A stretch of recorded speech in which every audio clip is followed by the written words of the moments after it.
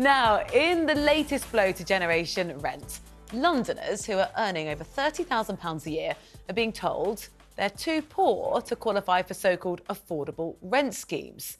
But is it all doom and gloom for the young? House prices have fallen at the sharpest rate in 14 years. That's potentially good news if you've been able to scrape together enough for a deposit, but will you be able to afford your mortgage? And clearly, falling house prices are not good news for everybody. So with unaffordable rents and soaring mortgage rates, how can we fix Britain's seemingly broken property ladder? Well, joining me is property expert Russell Quirk, along with Chris Worrall, the Labour lead for PricedOut, a group which campaigns for affordable house prices. Very good evening to you both. Russell, let's just start with you. Affordable housing schemes, what actually is that? Who's it catered for? Well, so there's a myriad of different schemes. So most people see affordable housing as social housing. So in the old days, that would be council housing. Now that tends to be affordable rent by way of housing associations. So there's about 1,500 housing associations set up a number of years ago to take the burden away from councils who were in the habit of building council houses, not so much anymore.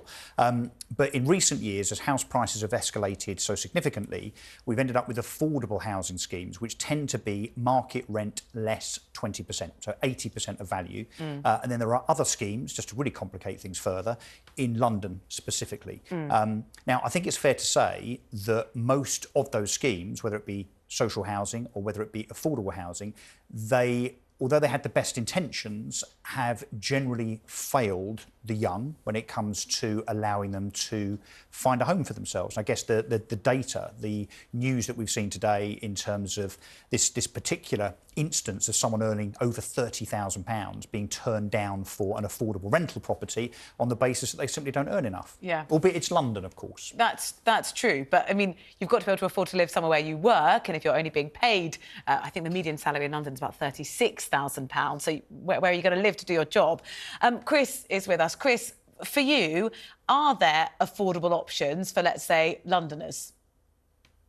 No, it's a joke at the minute. And where there are affordable housing schemes, we're finding that people who are on low wages don't even qualify for them. You know, at the moment, we're finding ourselves in one of the most sort of biggess housing prices in, a century. And at the end of the day, we're not building enough. Rishi Sunak has failed to build the houses that we need. Michael Gove has sat on his hands. And now it's only Labour that I think are actually going to be able to put this forward through planning reform. So at the minute, it's a mess, and we can't be having to put up with this any longer. And NIMBYs are the ones that are causing it. The politicians are letting them.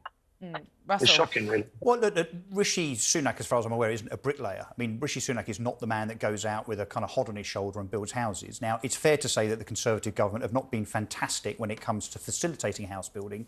The problem is we have allowed most of the housing in Britain that is built to be built by just 10 companies. Now, understandably, those companies are beholden to their shareholders. And what then happens is if those companies decide that they're going to build less houses because, for instance, the market is weaker, like it is now, then as a consequence, less houses get built. What we do need, and Chris is right, we do need more from not just government, but local authorities. I don't think it's helpful to play the political game, because the politicians play political football with housing all of the time. And if we really want to get political, Chris, then let's look at Sadiq Khan's record, which is absolutely atrocious and appalling in London when it comes to the delivery of actual houses rather than just starts. The answer, I think, is that the government and local authorities have to put together some kind of entity or scheme that builds houses for both social rent and help to buy, shared ownership and so on, but actually using the plethora, the abundance of spare land that there is, which is actually owned, ironically, by the public sector. So local authorities, government, Ministry of Defence, the NHS. There's about 180,000 hectares of land right now owned by the public sector that could be put to use, and it's not. Chris, if you're saying the answer is build more homes, in the meantime, before they are built, what's the solution for people who are saying, I'm looking at the rent that's going out, can't save for my mortgage, I can't actually really afford to rent near where I work? What are the options? Well, they've got to get involved in politics. I can't believe Russell is here saying, let's not play a political football. Politicians and planning, they go hand in hand. And the fact that Rishi Sunak has cut housing targets, we could start by putting some targets in place. That'll be nice. A little change, costs nothing. Planning reform, Keir Starmer's saying, back the builders, not the blockers. And unfortunately, Rishi Sunak's taken the side of the blockers. Michael Gove has taken the side of the blockers. If we're not going to do planning reform, we've seen it in New Zealand, in Auckland, where they have changed the planning system at no cost to the state. We're going to see that change result in lower rents. It's been done before. We should do it again. I take Russell's point. I think we can agree that the public sector land could be used better, but ultimately, this is a complete political failure to be kicking this around. I mean, Boris Johnson, let's give him credit where it's due. Robert Jenrick, they wanted to do planning reform, and they bowed to the NIMBY backbench lobby. And at the end of the day, we've seen Lisa Nanny come out for council houses. I'm sure Russell will agree with that too. And even Matthew Pennycook, he blocked houses in his own backyard, but now he's backing the builders. So the only way that we're going to make this change is looking at someone like Keir Starmer, who's taken the nettle by the thorn, grasp of the nettle by the thorn hand. I'm not sure, Rosie, I'm not sure why we're hanging our hats on Keir Starmer as the Labour saviour building houses. As I say, if we look to, very close to where we're sitting now, a Labour mayor who's been in charge of housing in London since 2016 has only delivered 20% of what he said he would before he got elected. So the prophecy, the inference that Labour is the magic bullet to housing.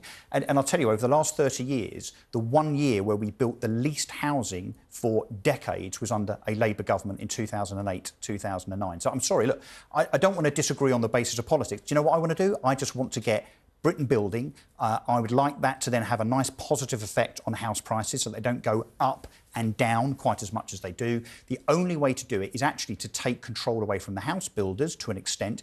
It's not in the planning. There are loads and loads of plots of land out there with planning permission that don't get built out by those big developers. The solution is not in planning. It's in circumventing the big developers.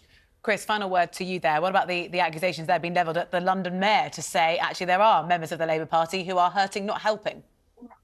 Russell needs to behave himself. I mean, he's wheeling out Sadiq Khan's record. He's built loads more houses than Boris Johnson when he was mayor.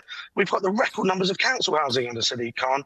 And at the end of the day, we can get rid of some of the greenbelt and maybe bring in some development corporations. But to say it's not planning, I mean, where are you getting that from, Russell? It's mental. Like, everyone's agreed it's planning. All the research across the world say land use regulations cause supply constraints, and we've seen that. So let's get behind Keir Starmer's back the builders, not the blockers campaign, and let's get on with it, because Rishi Sunak's clearly dropped the ball here. Chris, thank you so much. Chris Worrall, the Labour lead for Priced Out, joining me as well here now in the studio.